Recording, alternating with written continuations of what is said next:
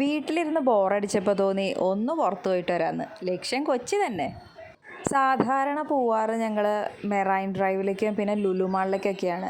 അങ്ങനെയൊക്കെ സ്പെൻഡ് ചെയ്തിട്ടാണ് വരാറ് കേട്ടോ. ഇത്തവണ നേരെ വിട്ടത് ഫോർട്ട് കൊച്ചിയിലേക്കാണ്.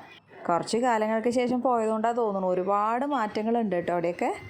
സത്യത്തിൽ ഞാൻ ആദ്യമായിട്ടാണ് ഈ കാണുന്ന സംഭവം കാണുന്നത് കേട്ടോ. ഇത് ജങ്കാർ സർവീസാണ് അവിടുത്തെ. ഫോർട്ട് കൊച്ചി ഗൂഗിൾ മാപ്പ് ഇട്ട് പോയപ്പോൾ ആദ്യം നിർത്തിയത് ജങ്കാറിൻ്റെ ആ ഭാഗത്തായിരുന്നു കേട്ടോ. അവിടെ കുറച്ച് നേരമൊക്കെ വെയിറ്റ് ചെയ്തപ്പോൾ പിന്നെ പറഞ്ഞു ഒരു 1-2 മണിക്കൂർ വെയിറ്റ് ചെയ്യേണ്ടി വരും, എന്നാലേ നമുക്ക് ജങ്കാറിലൂടെ കടക്കാനായിട്ട് പറ്റുള്ളൂ എന്ന്. വേഗം വണ്ടി തിരിച്ചു. അത്രയും നേരമൊക്കെ ഈ ചൂട്ടത്ത് വണ്ടിയിൽ കുട്ടീനെയും കൊണ്ടെങ്കിൽ ഇരിക്കുകയെന്ന് പറഞ്ഞു കഴിഞ്ഞാൽ എളുപ്പമുള്ള കാര്യമില്ല. അതുകൊണ്ട് ഞങ്ങൾ അവിടെ നിന്ന് തിരിച്ചിട്ട് റോഡ് ത്രൂ ആണ് ഫോർട്ട് കൊച്ചിയിലേക്ക് പോയത്. ഈ ജങ്കാർ ആദ്യമായിട്ട് സർവീസ് തുടങ്ങിയിട്ടുള്ളത് വൈപ്പിൻ ടു ഫോർട്ട് കൊച്ചി വരെയാണ് കേട്ടോ. രാവിലെ 6:30 തുടങ്ങിയാൽ വൈകിട്ട് 9:30 വരെയാണ് ജങ്കാർ സർവീസ് ഉണ്ടായിരിക്കുക. ഇതിൽ ഇൻഡിവിജ്വലായിട്ടും അതുപോലെ വെഹിക്കിളായിട്ടുള്ള ട്രാൻസ്പോർട്ടേഷൻ സർവീസ് അവൈലബിൾ ആണ് കേട്ടോ. അതുകൊണ്ട് തന്നെ ചാർജസ് ഓരോന്നിനും അനുസരിച്ചിട്ട് വ്യത്യാസപ്പെട്ടിരിക്കും.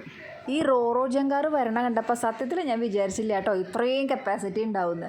ഇതിലേക്ക് കയറാനായിട്ടുള്ള വണ്ടികൾ, അതായത് 2 വീലേഴ്സ് ഒരു ഭാഗത്തും മറ്റ് 4 വീലേഴ്സും അതിൽ കൂടുതലുള്ള വലിയ വലിയ ബസ്സുകളും ലോറിയും അങ്ങനത്തെയൊക്കെ വേറൊരു ഭാഗത്തുമായിട്ട് ഇങ്ങനെ ക്യൂ ആയി നിൽക്കുമായിരുന്നു.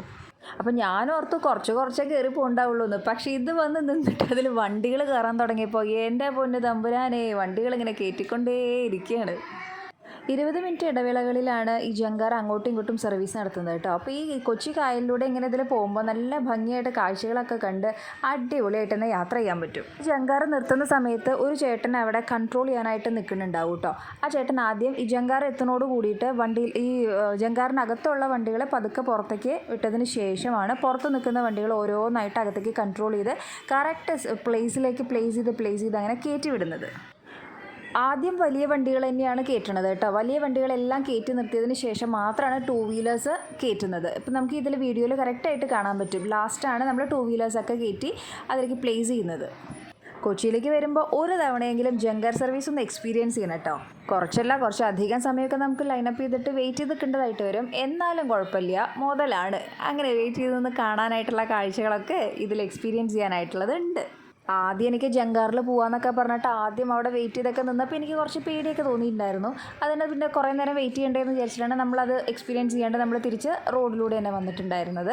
പക്ഷേ ഇത് കണ്ടു കഴിഞ്ഞപ്പോൾ എനിക്ക് തോന്നി ഒരു പ്രാവശ്യമെങ്കിലും കയറേണ്ടതുണ്ട്. അങ്ങനെ ഒരു ട്രിപ്പിലേക്കുള്ള വണ്ടികളും ആളുകളും എല്ലാം ഫില്ലായി കഴിഞ്ഞപ്പോൾ പതുക്കെ ജങ്കാർ അവിടെ നിന്ന് പുറപ്പെടുമ്പോൾ തന്നെ നല്ലോണം ഹോൺ അടിച്ചപ്പോൾ അതൊക്കെ അങ്ങോട്ട് പുറപ്പെടുള്ളൂ കേട്ടോ.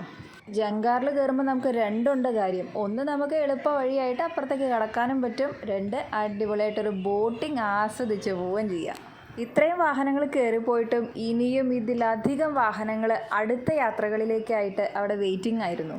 ഇവിടെ വരുന്ന ടൂറിസ്റ്റിന് അവരുടെ വിനോദയാത്രയ്ക്ക് മോടി കൂട്ടുന്ന ഒരു കാര്യമാണ് ഈ റോറോ ജങ്കാർ. എന്നാൽ ഇത് ഇവിടുത്തുകാർക്ക് നിത്യജീവിതത്തിലുള്ള ഒരു യാത്രാമാർഗമാണ്. ഫോർട്ട് കൊച്ചിയിലൊന്ന് കറങ്ങാൻ പോയ ഞങ്ങൾക്കും ഈ റോറോ ജങ്കാർ സർവീസ് കണ്ടത് തന്നെ ഒരു കൗതുകമാണെങ്കിൽ അതിൽ കയറിയിരുന്നെങ്കിൽ എന്താകുമായിരുന്നു. അടുത്ത തവണ ഉറപ്പായും കയറും എന്ന് തീർച്ചപ്പെടുത്തി തന്നെ ഇത്തവണ ഞങ്ങൾ അവിടെ നിന്നും വിട പറഞ്ഞു.